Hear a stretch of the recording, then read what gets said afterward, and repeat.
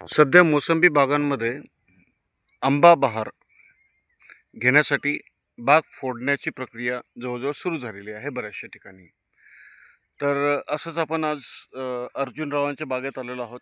ते योगेश रावांसोबत चर्चा करतील. त्यांनी योगेश रावांना बोलवलं होतं की माझ्या बागात बसून आपण बघूयात आणि काही चर्चा करूयात की त्यांना काय प्रश्न वाटतात आणि त्याचे उत्तरं योगेश राव देतील.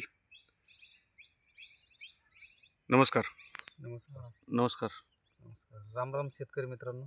आज आपण अर्जुन वाकचौरे यांच्या बागेत आलेलो आहोत. यांनी काही आपले जे म्हणजे आपल्यासोबत जे शेतकरी आहे आजूबाजूच्या गावातले किंवा गावातले एक दोन जे बाग आहेत आपल्यासोबत, त्या बागेत त्यांनी चक्कर मारल्यात, बघितली त्यांची फूट चांगली आहे, चांगल्यापैकी निघालेली आहे. आपल्या बागेला एक पाणी झालं आहे, आपली बागेची फूट का निघत नाही अजून, असं त्यांना अनेक प्रश्न पडलेले आहेत. तर त्याच्यातले मुख्य काय प्रश्न आहे त्यांचे आपण विचारू त्यांना आणि मग त्याच्यावर उत्तर द्यायचा प्रयत्न करू. काय म्हणणं आहे तुमचं? म्हणणं काही नाही, फूट चांगली व्हायला पाहिजे. हां बाकीचे तर पाहिले पोहून आलो मी, बाकीचे इथले फुटले. हां कोणाचं बाग बघितलं तुम्ही? गोविंद गवळी. गोविंद गवळी. हा, अच्छा अच्छा, गोविंद गजानन गवळी. गवळी असा फुटलाय त्याचा. बरं, पहिला प्रश्न हा आहे हां. तुमचा, तर त्यांची फूट चांगली फूट झाली. चांगली झाली. बरं, आता तशी त्या फूट प्रश्न व्हायला पाहिजे आपली. बरं त्या प्रश्नाचं तुमचं उत्तर द्या तुम्ही अर्जुन राव. हा, तुमची जमीन आणि त्यांच्या जमिनीमध्ये फरक फरक आहे आहे. भरपूरचा, बरोबर आहे? हा, तुमची जड जमीन आहे, जाड हां. जमीन आहे आणि इथं म्हणजे अन्नद्रव्य उचलायला हां. थोडासा वेळ वेळ लागतो. लागत. आणि गोविंद भाऊची जी जमीन आहे हां. ती लालसर जमीन आहे, जी हां. फळबागेमध्ये चांगल्यापैकी चालते. आणि त्या जमिनीमध्ये अपटेकिंग म्हणजे जे काही खतं वगैरे टाकलेली हां. त्यांनी किंवा जे आपल्या शेड्यूलमध्ये त्यांनी विश्रांतीत फवारण्या घेतलेल्या आहे, हा, त्या फवारण्या लागू व्हायला आणि टाकलेली खतं उचलण्याला जी पांढरी मुळेची जी हां. कार्यक्षमता आहे त्याच्यामध्ये ती जास्त प्रमाणात सपोर्ट होती. तिथं त्या जमिनीत जास्त प्रमाणात अन्नद्रव्य उचललं जातं, पटकन उचललं जातं, बरोबर आहे. त्यामुळे तुम्हाला त्या झाडामध्ये ती ग्रोथ दिसते. हा, बरं, आपला दुसरा प्रश्न असा आहे, आपल्या झाडामध्ये थोडासा खोडकिडा होता. आपण हां. पाठीमागचा पण व्हिडिओ हां. काढला होता.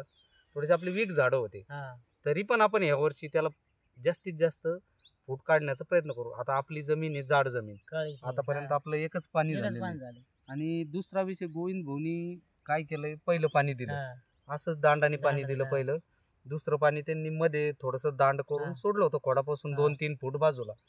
पण त्यांनी दुसऱ्या पाण्यामध्ये त्यांना आपण ड्रीपमधून काही लिक्विड दिली होती हा, 1261 सोबत सोडायला, हा, ज्याला आपण पिकअप जादू हा. जे प्रोडक्ट आपण भरपूरशा ठिकाणी वापरतो ते प्रोडक्ट दिले होते. हा, ते त्यांनी ड्रीपमधून सोडले आणि त्यांच्या बागाच्या पाण्याला 1च महिना झालाय, हा, 1 ते 1.25 महिना झालाय. तर याच्यात तुम्हाला, आता तुम्ही काल जाऊन आले, हा, काल परवा 2 दिवसात जे हा. जाऊन आले, त्याच्यामध्ये तुम्हाला दिसत असेल सगळी फूट निघताना फूट. शेंडा कमी आहे हा. आणि जी फूट. बारीक गुंडी दिसते फूट ज्यादा आहे. ती फूट जास्त आहे. हे तुम्हाला पण लक्षात हा. आली, म्हणजे चांगल्यापैकी झाड आणि सगळ्या साईडनं झाड निघलंय, हा. बरोबर आहे. समखून हा, मग तसं अर्जुन एका भाऊ. जागा मोकळी नाही बुवा अशी, झाड म्हणजे झाड फुटलं. अच्छा, तसं अर्जुन. कोणाला पाहायला जायचं असलं तर पोहून येईन स्वतः. हां हां. फुटले झालेली सांग. आणि तसं पाहिलं तर ती झाडं नवीच आहे, हा, 5व्याच वर्षात 5 झाड आहे, वर्षाची झाड आहे. आपली भरपूर जुनी. मग आपल्या झाडाला गर्भधारण करण्याची जी हे सवय ती त्या झाडापेक्षा जास्त आहे, जास्त. रेग्युलर फुटत हा. राहतं ती. तसं त्या झाडात पण फूट वाढल, हा, ह्या झाडातही फूट वाढल. या झाडात तुम्हाला थोडासा वेळ लागेल. वेळ लागेल. तुम्ही टाकलेली खतं हा. लागू व्हायला, तुमची याच्यातली जी खतं उचलण्यासाठी हा. जी पांढरी मूळ पाणी खतं घेतात हा, ती मूळ ॲक्टिवेट व्हायला, हा. म्हणजे तिचं कार्यक्षमता वाढायला थोडासा वेळ लागेल. वेळ लागेल. आपलं दुसऱ्या तिसऱ्या पाण्यानंतर आपल्याला चांगली फूट चांगलं दिसेल. फुटलं. हा, आणि मला वाटतं तुम्ही दुसऱ्या पाण्याला जसं गोविंद भाऊनी समजा लिक्विड वगैरे सोडलं, हा.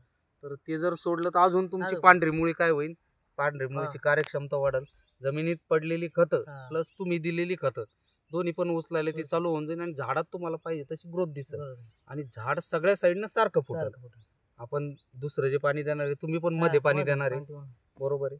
हा एक प्रश्न झाला शेतकरी मित्रांनो. जर आपण फुटीसाठी जर अशा पद्धतीत नियोजन केलं तर जमीन कुठल्या प्रकारची असो, भले थोडासा 15 दिवस महिनाभराचा मागं पुढं वेळ होईल, पण जी फूट निघायची ती चांगल्या पद्धतीत निघेल. जसं हाच 15 दिवसाचा गॅप गोविंदरावांच्या आणि अर्जुनरावांच्या बागेमध्ये आहे. कारण गोविंदरावांची जसं विश्रांती काळामधले आपण जे फवारणीची ट्रीटमेंट, जी पानामधून जे अन्नद्रव्य द्यायची त्याची ट्रीटमेंट सुरू केली ती 15 दिवस अगोदरची होती आणि त्यानंतर मग अर्जुनरावाचे आमचे बाग आम्ही जे केले होते. तर आता अजून आपल्याला 15 दिवसामध्ये तो फरक ह्या बागामध्ये दिसेल, त्याच्यासाठी आपण पुढची ट्रीटमेंट सुरू करू. मग अजून ही- काय सांगायचं ही अर्जुनराव? काही treatment प्रश्न सुरू अजून होईल. तुम्हाला? याचसोबत मला एक शेतकऱ्यांना अजून एक मेसेज द्यायचा आहे, संदेश द्यायचा आहे, की आपली फूट आपण जसे विश्रांतीत कामं केली, जशी विश्रांतीत आपल्या झाडात स्टोरेज दिलं, त्याच्यानुसार निघणार.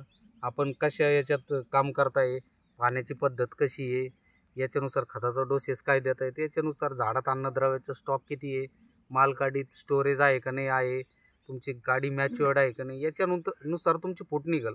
पण याचबरोबर शेतकऱ्यांनी थोडंसं या पद्धतीत जर गेले तर फूट तर चांगली निघेल, पण पुढं गळीसाठी सुद्धा त्यांना या ट्रीटमेंटचा फायदा होईल.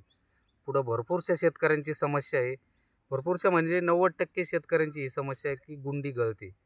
तर मग अशा वेळी आता गुंडी ज्या वेळेस झाड तुमचं लाखोनं कळी काढतंय त्यावेळेस ते सगळं तर नाही पकडून ठेवू शकत. त्यातली नॅचरली जी गळ होणार आहे ती होणार आहे.